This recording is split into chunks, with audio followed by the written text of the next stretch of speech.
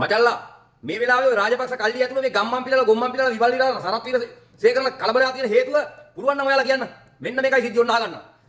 ඔය පිල්ලයන්ව ගත්තා අතරංගුල ගත්තා පිල්ලයන්ගේ කවදාකවත් තොරතුරු එළියට ගන්න ලේසි නෑ. මොකද හොඳට LTT එකේ හොඳට කට්ට කපු ඩායල්ලා පොඩි කාලේ ආයේ ඇට විච්ච බඩු උන්ගෙන් තොරතුරු ගන්නවා කියන්නේ ලේසි නෑ.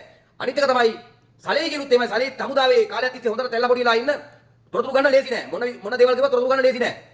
හැබැයි රාජපක්ෂලා ගෝඨාභය රාජපක්ෂගේ විදේශ ගමන් තාණම් කරපු ගමන් දන්නවා බඩු අත්අඩංගුවට ගන්නවා කියලා අරගත්ත ගමන් අනිවාර්යෙන් දවස් දෙකක් ඇතුළත ඔය පාස්කු පාරේ වමාරනවා ගෝඨාභය. අරුන් වගේ මේ තෙල්ල පොඩිලා හැදිච්ච බඩු නෙවෙයි. අන්න ඒ හින්දා තමයි දැන් මේ සලේගේ පවුල ඉස්සරහට දාලි වරලා සලේගේ පවුලත් දැරවිලා ඉන්නේ මේ සිද්ධිය මේ රාජපක්ෂලා උන් ඒ පවුල පාවිච්චි කරනවා මේ මුන්ගේ තුරුම්පුවට.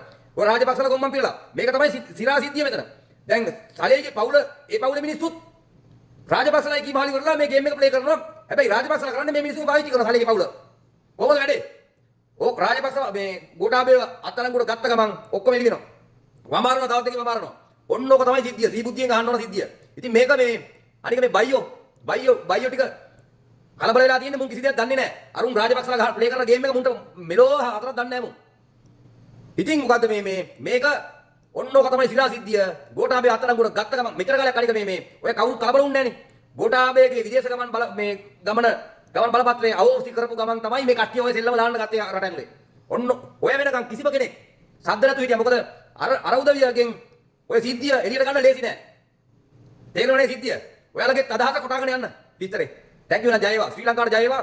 අර අහිංසක මිනිස්සුගේ ජීවිත වලට මුන්ට නීතිය කරපු හානියට මුන්ට නීතිය ක්‍රියාත්මක කරන්න මොන කරනකම්ම